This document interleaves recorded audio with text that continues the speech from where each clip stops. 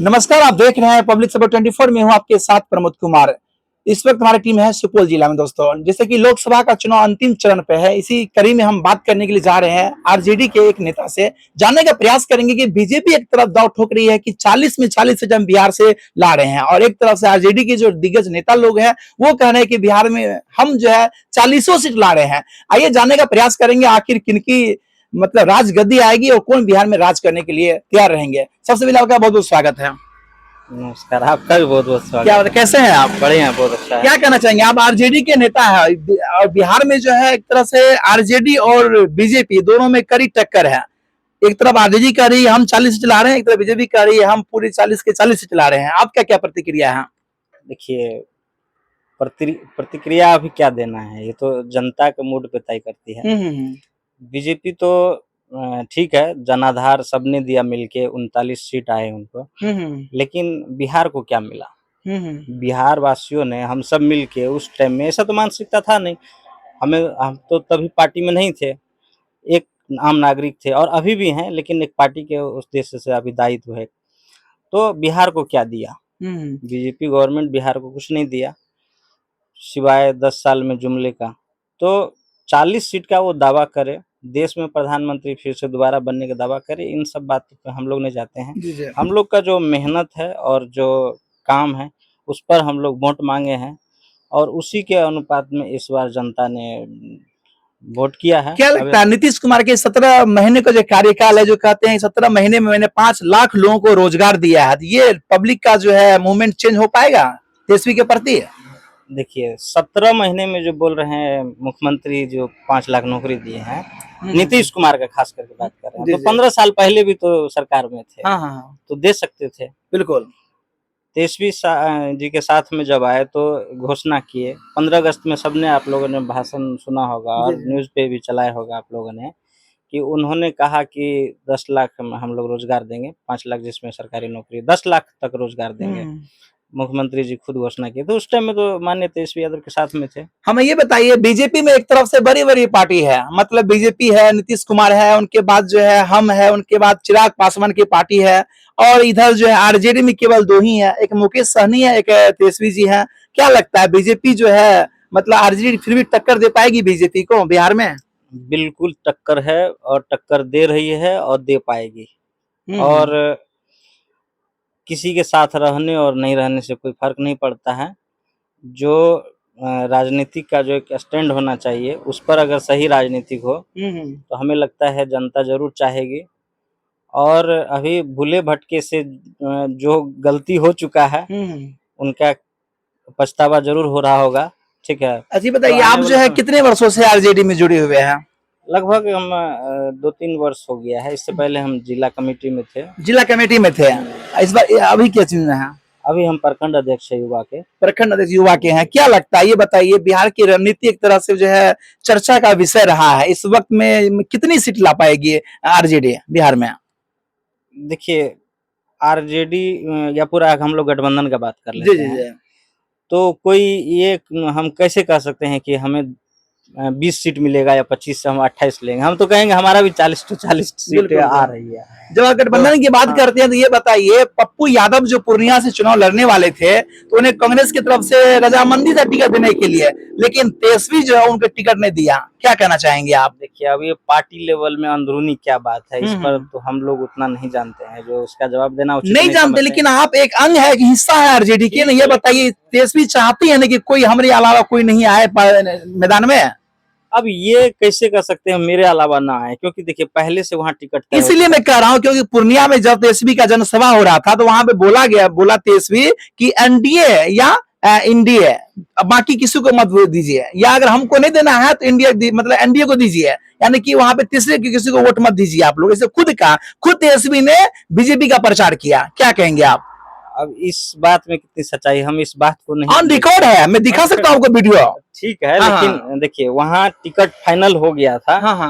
तब ये बात आई थी कि वहाँ पप्पू यादव अपना सीट जो है निर्दलीय ही लड़ेंगे, लेकिन वो पूर्णिया नहीं छोड़ रहे हैं। ठीक है, तो ये उनका खूबी हम मानते हैं। पप्पू यादव बहुत अच्छा नेता है, इसमें कहीं कोई दिक्कत नहीं है। और नेता किसका होना चाहिए? गरीब का, जनता का। तो वो सब दिन समाज में रहा है, गरीब का भलाई किया है, जनता का सेवा किया है, वो लड़ा है अपना, ठीक है, और उनका जो भी हो। मेरा आपसे सवाल ये है, तेजस्वी जो कह रहे हैं कि 17 महीने में मैंने वो कर दिखाया जो आज तक कोई नहीं किया। जरा गौर कीजिए, जब 17 महीने में तेजस्वी ने 5 लाख लोगों को रोजगार दिया, तो 15 वर्षों से 20 वर्षों से उनकी राजगद्दी थी, उन्होंने क्या सब किया, सो कहिए। किसकी बात कर रहे हैं? तेजस्वी के बारे में बात कर रहा हूँ। पब्लिक का कहना है कि सब 17 महीने में उन्होंने 5 लाख को रोजगार दिया, तो उनकी भी सरकार थी 15-20 वर्षों में, वो क्या किया, सो कहिए।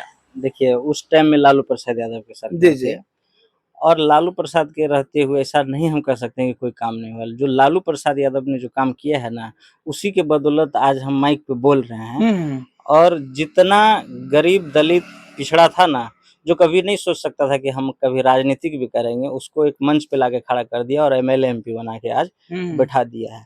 तो लालू यादव के समय में अगर देखिए छवि पे अगर किसी चीज पे अगर उंगली उठा रहे हैं जो भी है, तो ये आज का जो मानसिकता है बीजेपी का, कि थोड़ा-थोड़ा के लिए उसको खरीद लो, सरकार तोड़ दो, सरकार बना लो, जेल में डाल दो, ईडी सीबीआई ऐसे, इस तरह का तो अभी धंधा है, लेकिन बहुत दिनों तक नहीं चलने वाली है। क्या लगता है, ईडी सीबीआई जो गलत कर रही है, जो भ्रष्टाचार है, जो भ्रष्टाचार के आरोपी, उनको तो जेल में जाना ही पड़ेगा ना? अभी लिस्ट निकालेंगे, जी, आप ही निकाल के देखिएगा। हाँ। जो बीजेपी में शामिल हुआ है उसमें कम भ्रष्टाचारी नहीं है। चाहे वो बलात्कारी हो, चाहे भ्रष्टाचारी हो, लेकिन क्या हुआ बीजेपी के शासन में? अच्छा, ये बताइए, कहीं ना कहीं उसका सब दूध जो बोलते हैं ना, दूध में धुला हुआ। अच्छा, मेरा आपसे सवाल ये है कि इस बार जो लोकसभा का चुनाव लड़ी गई है, तो आरजेडी का मुद्दा क्या रहा, एजेंडा क्या था, किसको लेकर चुनाव लड़ी गई थी? देखिए, चुनाव होता है, मुद्दे का ही चुनाव होता है। क्या था एजेंडा, क्या था बिहार में, किसको लेकर के? बिहार में एजेंडा यही है, जो रोजगार है, रोजगार पे है। जैसे अभी कुछ गरीब तबके को जो 5 किलो राशन है, उस पे अगर चल रहे हैं बात, तो उसका 10 किलो किया जाएगा, उसको राशन फ्री में 10 किलो दिया जाएगा। साथ ही गरीब परिवार में जो भी महिला है उसके नाम से 1 लाख रुपया प्रत्येक वर्ष का जो घोषणा किया गया है। बिल्कुल कह रहे हैं कि 5 किलो की जगह 10 किलो किया जाएगा, लेकिन ये अपनी सरकार जब थी तेजस्वी की, तब क्यों नहीं किया वो? जब उनके पिता की सरकार थी तब क्यों नहीं किया वो? देखिए, ये राशन वाली जो बात है ना, शायद आप लोग को जानकारी होगा या नहीं होगा, तो अभी जानकारी कर लीजिएगा। ये तेजस्वी की सरकार में, कोई नरेंद्र मोदी की सरकार में ये चीजें लागू नहीं हुआ था। जब रामविलास पासवान केंद्र मंत्री थे, तो उन्होंने इस चीज को लागू करवाया था। और उस उतना पुराना बात हमको याद नहीं है कि किस सरकार में, किसकी सरकार में मंत्री थे, लेकिन ये माननीय रामविलास पासवान का देन है, जो 5 किलो का अनाज का व्यवस्था किया गया था, ठीक है, और सुचारू रूप से चल रहा है। तो कोई नरेंद्र मोदी आके कर देते तो एक नया चीज होता है कि वो चावल देना शुरू किया, राशन देना। कोटा इससे पहले था या नहीं था, आप बताइए। बिल्कुल था। तो कोटा से हम लोग यही, मेरा आपसे सवाल अब ये रहेगा कि इस बार जो चुनाव लड़ी गई है, इसमें कहा गया कि इस बार भी 400 पार, आपका क्या इरादा है?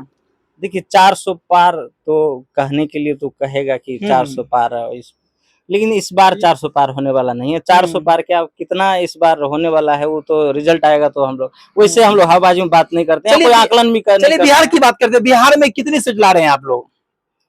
बिहार में कितनी सीट ला रहे हैं? हम तो कहेंगे हमारी 40 सीट आए, हमारी आए 40। क्या बात है, 40 आ जाए, हमारी 40 आ जाए इसमें। अब बाकी जिस दिन रिजल्ट होगा उस दिन पता। देखिए, जनता, नेता उसमें भी है, नेता हमारे पार्टी में भी है, सब अपने अपने क्षेत्र में जो काम किया है, मान के चलिए हम अपने क्षेत्र का बात कर लेते हैं, जो काम नहीं करेंगे तो उसको वोट कहाँ से? अब भाई नरेंद्र मोदी केंद्र में अगर लगता है आपको अच्छा काम है, उसके नाम पे अगर कोई वोट दे रहा है, तो वो कैंडिडेट के लिए उसका नरेंद्र मोदी से वाहवाही ले रहे हैं, लेकिन एगो मतलब बता रहे हैं। लेकिन हमारे समाज में सोचने की आवश्यकता है कि केंद्र सरकार जो भी फंड होता है वो बिहार सरकार को दे, और उससे धरातल पे, जमीनी स्तर पे, गांव-गांव, घर-घर अगर वो चीज पहुंचे, तभी हम समझेंगे कि मेरा कैंडिडेट अच्छा है। तो हम लोग के कैंडिडेट में ऐसा है, युवा है, काम करने का। अगर केंद्र से कुछ भी आएगा या बिहार सरकार से कोई फंड होगा, अगर संसदीय क्षेत्र में उसका आता है, तो वो घर-घर जाएगा, निश्चित रूप से जाएगा, वो इसमें कोई दिक्कत। चलिए आगे जाते-जाते हमारे दर्शकों से क्या कहना चाहेंगे, साथ ही बिहार के तमाम जनताओं को क्या अपील करना चाहेंगे आप? यही अपील करना चाहते हैं कि अभी तो कुछ 3 चरण ही चुनाव के हुए हैं, चौथा का, और अभी 7 चरण में होना था, जो अभी कुछ चरण बाकी है। आप लोग जहाँ भी है, मुद्दे पर वोट कीजिए। हिंदू मुस्लिम मंदिर मस्जिद के नाम पे मत कीजिए। अगर आपके क्षेत्र में चाहे वो बीजेपी का नेता हो, चाहे हमारे गठबंधन से अगर कोई प्रत्याशी है, और आप पहले जो काम किया है उसको देखते हुए हमारे प्रत्याशी को जिताने का प्रयास कीजिए, बदलाव कीजिए, महागठबंधन को जिताइए, हर क्षेत्र से आपका भविष्य अच्छा रहेगा। अपना परिचय बता दीजिए। मेरा नाम सुमन कुमार पासवान है, प्रखंड अध्यक्ष युवा बसंतपुर से। तो ये मेरे साथ है सुमन कुमार पासवान जी, जिन्होंने आपको बेबाकी से सुना, जो कि हर सवालों का जवाब ये दिए। इनके जवाब से आप कितना सहमत है, अपना राय कमेंट करके हमें जरूर बताएं। और आप देखते रहे पब्लिक सपोर्ट 24 में प्रमोद कुमार। धन्यवाद, जय हिंद।